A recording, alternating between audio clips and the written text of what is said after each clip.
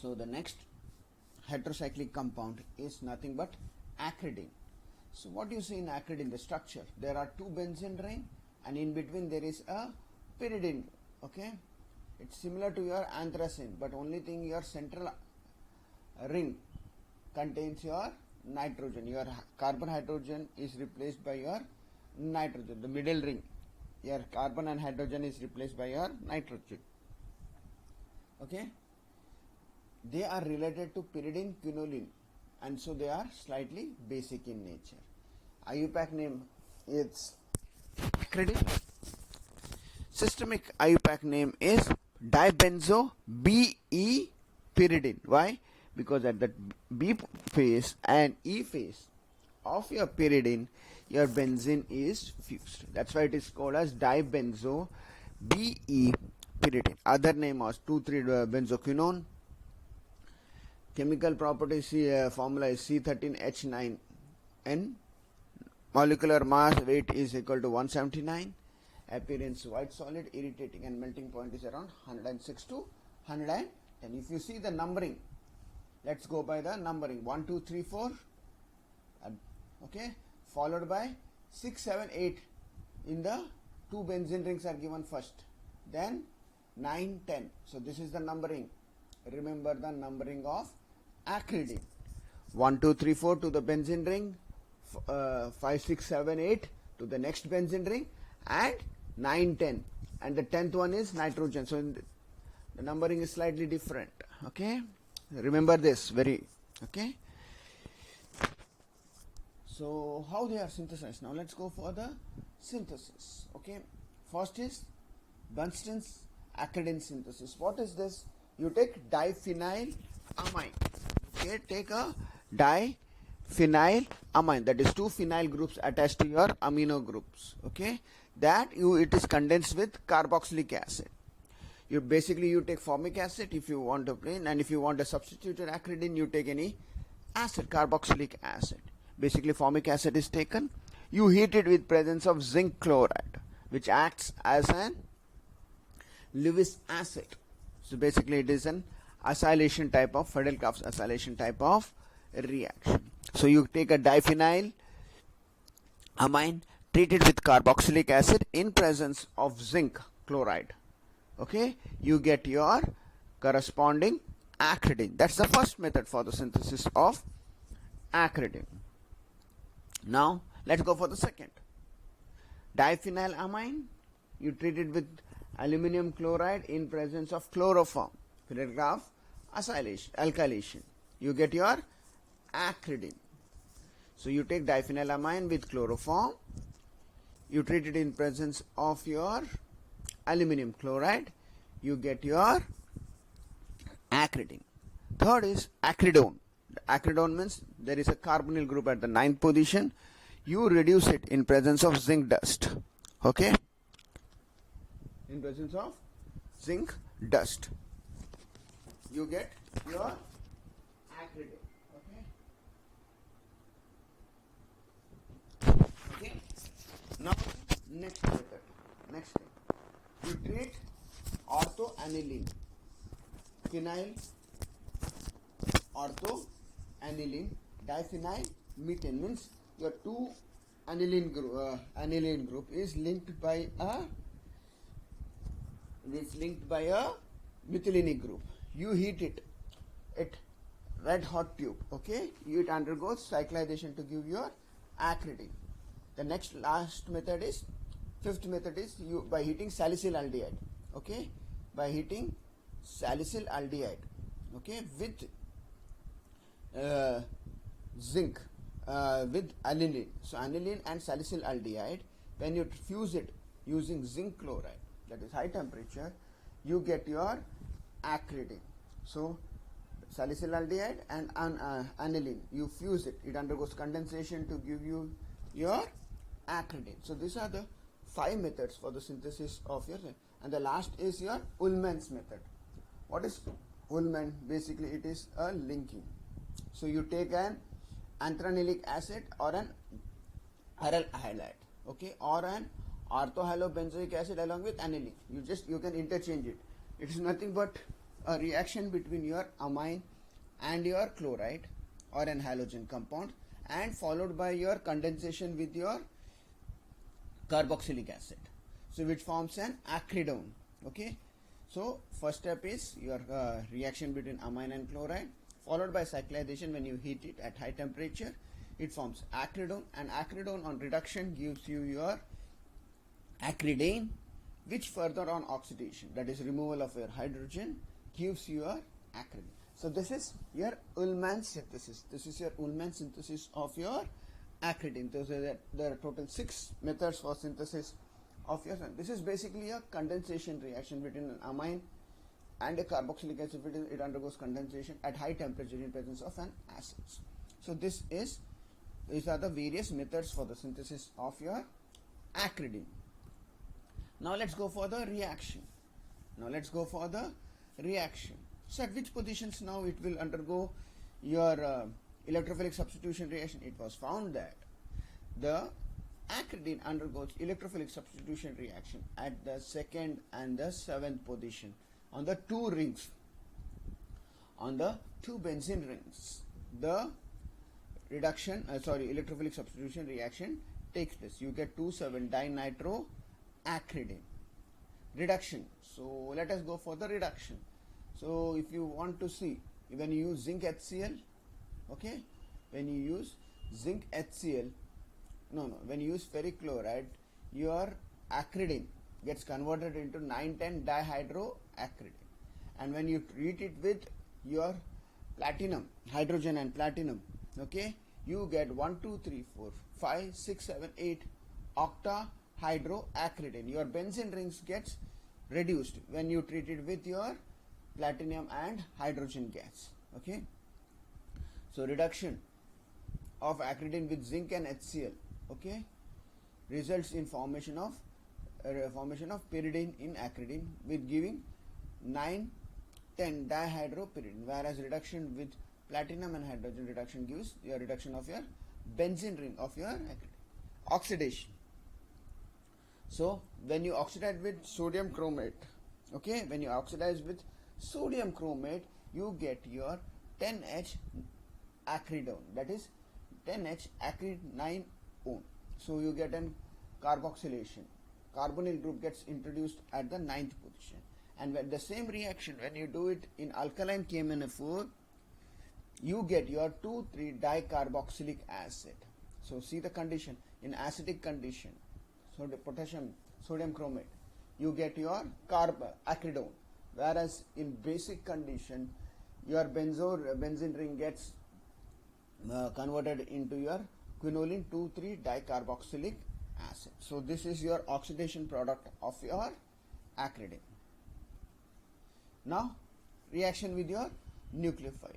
Okay, when you treat it with sodium hydride in presence of N,N-dimethyl aniline, okay, when you treat it with sodium hydride in presence of N,N-dimethyl, you get an bicyclic compound, okay, fused by you get a bicyclic. Whereas when you treat it with liquid ammonia, okay, when you treat it with liquid ammonia, you get an 9-amino acridine. So depending upon the reagents, you will get different products. You get a biacridyl compound when you treat it with N,N-dimethyl aniline, and when you treat it with liquid ammonia and sodamide, you get your 9-amino acridine. So this is your nucleophilic additions reaction that takes place in case of your acridine. So what happens when similarly it will also react with your alkyl halide because it acts as a pyridine. So it will form quaternary ammonium salt, and this quaternary ammonium salt, which is from acridium iodide, which further on treated with potassium ferricyanide, yields N-methyl acridone. It gives, and because it undergoes your oxidation followed by methyl, so your dearomatization takes place. You get your N-methyl acridone. At the 9th position, your carbonyl compound gets introduced, and you get your N-methyl acridone.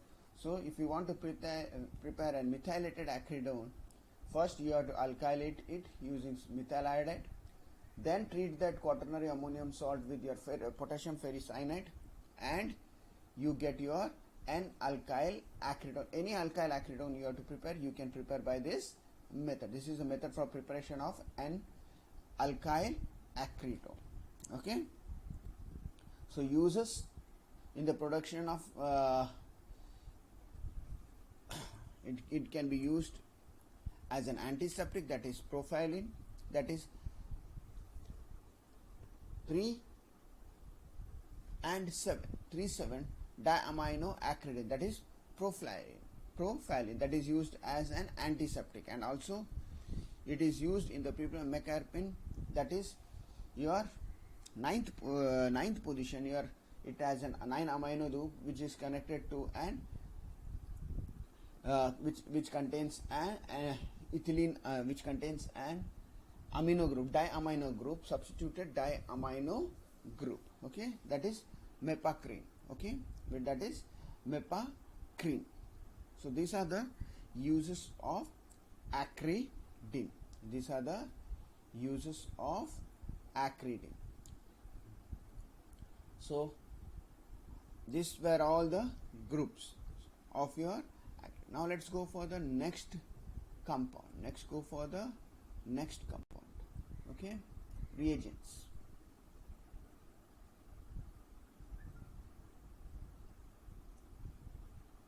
Now the next reagent is pyrazole. What is this pyrazole? Pyrazole, if you see, it is a 5-membered ring, and till now we were only studying one heteroatom. Till now we were just studying one heteroatom. Now there are two heteroatoms in the ring. We start with what? Pyrazole. So in this case of pyrazole, your nitrogen is at 1,2 position. At the first and the second position, it contains a nitrogen ring. Okay, it's a 5-membered carbon, 5-membered heterocycle containing two heteroatoms, that is two nitrogens at 1 and 2 position. It's a 5-membered heterocyclic compound containing 3 carbons and 2 adjacent nitrogen at 1 and 2 position. So that is pyrazole. Formula C3H3N2H. Okay, one saturated and one unsaturated nitrogen. So your preference will be given to your saturated nitrogen. So that NH will be given. The first preference, the naming will be starting from NH. Okay. C3H4N2, molecular mass 68, melting point 66 to 70, boiling point 186, basicity, it is basic in nature. It's known as 1,2-diazole. Azole means diazo means it is 2 nitrogen, and OLE means it is a 5-membered ring. So containing a 5-membered ring containing 2 nitrogens at 1,2 position. That's why it is known as 1,2-diazole. That's why it is known as 1,2-diazole. So they are present in celecoxib, that is an analgesics, in various other psychoanalytic, anticonvulsant, monoamide oxidase inhibitors, antidiabetic, antifungal, antibacterial active. They are present all over. Antiarrhythmic, all the drugs contain this ring. Okay, heterocyclic ring. So it was the first naturally occurring pyrazole discovered was 1-pyrazole and alanine, which is isolated from your watermelon seeds. So the first naturally occurring pyrazole which was discovered was 1-pyrazolyl aniline. So it forms an carbonyl amide bond with your alanine. Alanine is nothing but an amino acid. Okay, that was the first natural pyrazole. So let's go for the aromaticity. What do you mean by aromaticity? It should be planar, it should be sp2 hybridized conjugated, okay, and the unhybridized p orbital should be perpendicular to the plane of your sigma bond. the p orbitals should be overlapping. Yeah, between the two adjacent p orbitals should be, and the total number of non-bonding electrons is 6. 3 comes from your carbon and 1 from nitrogen and 2 from your second nitrogen. 1 from your saturated and other 2 coming from your unsaturated nitrogen. So this is how its Huckel's rule is maintained. This is how the 6 electrons for the Huckel's rule is obtained. Okay, so this is why pyrrole is aromatic. This is why pyrrole is it is planar, conjugated, the p orbitals are overlapping, the p orbitals are perpendicular to the plane of your sigma bonds. Okay, and it has got 6 electrons, 3 coming from carbon, 1 coming from nitrogen and 2 coming from the lone pair of electrons of your second nitrogen. So these are the structures. This is the reason for the aromaticity of your pyrazole. Okay, now let's go for the tautomerism. Now, why this tautomerism is seen? Why this tautomerism is seen? Now, if you see the structure, there are 2 nitrogens which are adjacent to it. Now, the methyl is in one time it is in the 5th position. Now, what happens in the second case? Your hydrogen from your first carbon goes to the second carbon. The moment it goes from the first carbon to the first nitrogen to the second nitrogen, the position of methyl becomes 5. Okay, the position of methyl becomes 5. Okay, why? Because nitrogen NH gets your first ring, gets your first preference, then nitrogen double bond, then 1, 2, 3, 4, 5.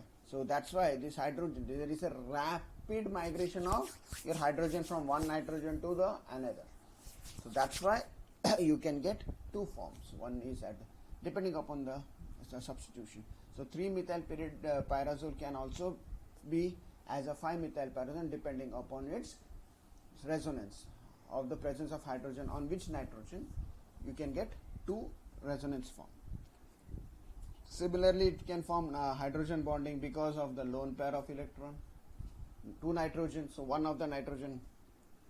So there will be intramolecular. So they will be intramolecular.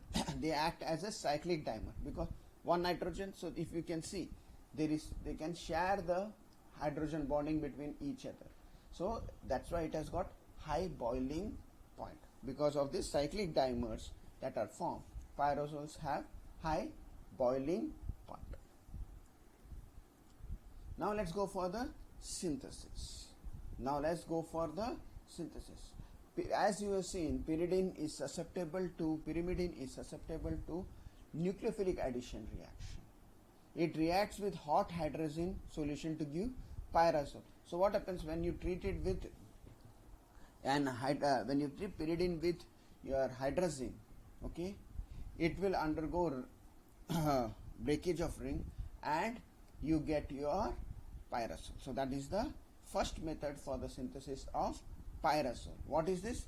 Pyrimidine, when you heat it with aqueous hydrazine, it will undergo ring shortening, okay, and you get your pyrazole. One of the CH carbon in your pyrimidine gets removed and you get your pyrazole. Second method is nor-pyrazole synthesis. What is this nor-pyrazole synthesis? You take a 1,3-dicarbonyl compound. You take a 1,3 or a beta dicarbonyl derivative. Anything can be written. So it's 1,3 and beta dicarbonyl derivatives are same. Okay, 1,3-dicarbonyl compound. You treat it with an hydrazine. Hydrazine contains 2 nitrogen which are adjacent to each other. When you treat it with that, it undergoes condensation in presence of acid to give you your pyrazole. This is a common method. Nucleophilic addition, water OH, again both OH water is removed and you get your pyrazole. It is an acid catalyzed method. Mechanism is nothing but a nucleophilic attack of your amino group on your carbonyl carbon to form OH, which undergoes dehydration to give you a pyrazole. That is your second method. This is the same thing. You can get different products depending upon that. Okay, you can get different substituted pyrazole using this particular method, taking different diketo 1,3-dicarb, different dicarbonyl compounds. You can take different hydrogens. You can take, and you can prepare different derivatives. Okay, you can prepare different derivatives of your pyrazole depending upon your hydrogen and your diketo compound, 1,3-dicarbonyl compounds. You can prepare n number of pyrazoles. Okay, next is nitrile imines. What is this nitrile imines? When you treat, it is known as dipolar cyclic between an alkynes. Alkyne means carbon-carbon triple bonds, that you treat it with nitrile. What is nitrile? CN, nitrogen, with an extra N. Okay, imine. So when you treat with an acetyl alkynes with an nitrile amine, it undergoes dipolar cycloaddition. So one nitrogen comes over here, nitrogen attacks on the acetylene because it is highly acidic, then that shifts to this and nitrogen gets back. So it is known as dipolar cycloaddition. Okay, dipolar cycloaddition occurs when an alkyne reacts with nitrile amines. Nitrile amines means it has got a, your amino group is attached to your cyano group, that is known as nitrile imines. Okay, so that is 1,2 dipolar cycloaddition, that is reaction of your nitrile imines with your acetylene to give your substituted pyrazole. This is the same reaction. How it occurs? It can occur in any electron withdrawing, like cyano, any other electron withdrawing group also can be present. Okay, so it will undergo cycloaddition. Ethyl diazoacetate, anything, diazomethane, anything can be used for this type of reactions. Okay, only thing, it should have an electron withdrawing group in presence of an acetyl. So these are some of the examples of that reaction. Now let's go for the reaction of pyrazole. Electrophilic addition reaction occurs in the nitrogen, yes, because of the lone pair of electrons, it will form an pyrazolium cation. Now see, since there are two nitrogen, let's see an alkylation. What happens? You treat it with this thing, you get an N-methyl pyrazolinium salt. Okay, again you know there is an tautomerism. Okay, again there is an tautomer, acts as a base, pyrazole acts as a base, it removes the proton from your pyrazole and you get an N1 N2 dimethyl pyrazolium salt.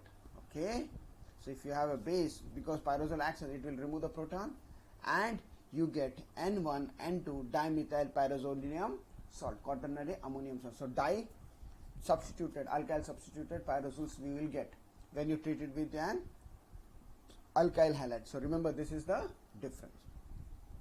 First is your normal quaternary ammonium salt. Now once this becomes activated, and since your pyrazole is basic in nature, it will abstract the proton from your nitrogen and it undergoes the second alkylation. So an alkylation. So you get N1 N2 dimethyl pyrazolinium salt. Okay, so that is your electrophilic addition reaction. Remember this thing. 2 nitrogen means it will form diderivative. Now the electrophilic substitution.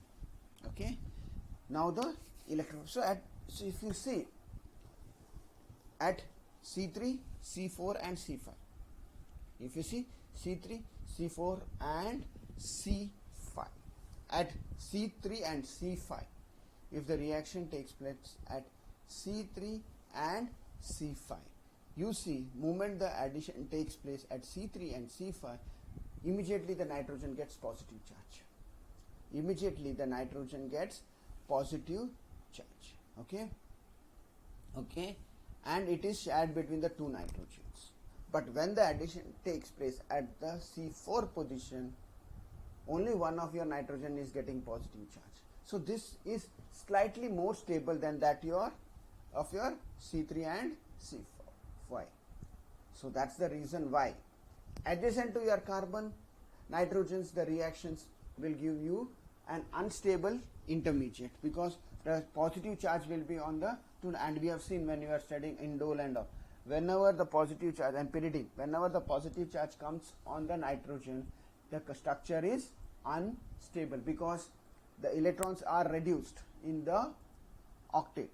That's why it is unstable. Electrons are removed from its octet to stabilize the ring. That's why if the positive charge comes on the nitrogen, the structure is unstable. Okay, that's the reason why the substitution reaction, electrophilic substitution reaction, is more favorable in case of C4 rather than C3 and C5, because in C3 and C5 both the nitrogens get positive charge, whereas in case of C4 only one of the nitrogen gets, when you write the resonance structures, only one of the nitrogen gets positive charge, which is more favorable compared to that of C3 and C. That's the reason why pyrazole undergoes electrophilic substitution reaction at C4. So electrophilic substitution reaction in case of pyrazole undertakes at the C4 position. So why? The electrophilic attack generates highly unstable positively charged azomethane ion. Okay, electrophilic attack without any such highly unstable. So as I said, there is no such azomethane formation in this case. So that's the reason why the attack takes place at C4 rather than at C3, C5. Electrophilic attack takes place readily at neutral and alkaline as pyrazole gets protonated, and it is more resistant to electrophilic attack. So the reaction will take place only in your neutral and alkaline, not at your acidic medium, because acidic medium it gets protonated and it is unstable. So that's why the reaction takes place only in neutral or basic. Remember this thing, the electrophilic substitution reaction takes place in neutral or alkaline, not in acidic medium, because in acidic medium it gets protonated and it gets deactivated. Okay, so your electrophilic substitution reaction takes place only in the neutral and alkaline medium. So nitration, it should be substituted. Okay, your benzene should be substituted, and it requires the nitration will be at the fourth. Iodination, halogenation will be taking place at your fourth position. Okay, though it is in acidic, but your benzene will be substituted with an electron withdrawing electron donating group, so that it will increase the electron density and favor. Plain pyrazole usually does not undergo, but substituted pyrazoles undergo your electrophilic substitution at the fourth position. Okay, oxidation. So see, if you see all these things, nitrogen is substituted with an electron donating group, so that will increase the electron density. Okay, so in alkaline KMnO4, when you heat, so it should be a methylated, okay, with an electron donating group, it gets carboxylate. So normally it does not undergo oxidation reaction. Reduction with palladium hydrogen, see all the things, it is an substituted pyrazole. It is a substituted pyrazole which undergoes reaction. Okay, so you get 1-phenyl 4,5 dihydropyrazole, and further if you treat, then only you get 1-phenyl pyrazolidine. So you just see only a substituted pyrazoles undergo your most of the reaction, because they are not that reactive, because it will give you an unstable product. So only a substituted, that also with an electron donating group with the nitrogen, that will undergo your different types of reaction. Ring opening, okay, with sodium hydride. Again, sodium hydride abstracts the proton next to your nitrogen. This is followed by a cyano product as acrylonitrile derivative. Acrylonitrile, loss of your hydrogen. Okay, and you get a acrylonitrile derivative. So now hydrogen is lost. Okay, and you get an acrylonitrile derivative. It is a ring opening reaction. So medicinal use, it is antipyrine. Antipyrine is used as analgesics, Phenylbutazone, it is used as an anti-inflammatory agent. So please remember one or two of your compounds which are used for the preparation of your pyroxene. Okay, any two compounds you have to remember which are simple to be remembered. And if you see, most of the time your nitrogens are substituted with an electron donating group, okay, which are substituted by an to favor the reactions. Okay, if you see in all these reactions, your nitrogens are substituted to favor the reaction. So phenylbutazone is easy to remember. It's an hydantoin ring with the diphenyl substituted and a butyl ring. So phenylbutazone, that means a butyl ring which is substituted to an hydantoin, okay, ring. Okay, so that's your examples, medicinal uses of pyrazone. That's a medicinal uses of pyrazone.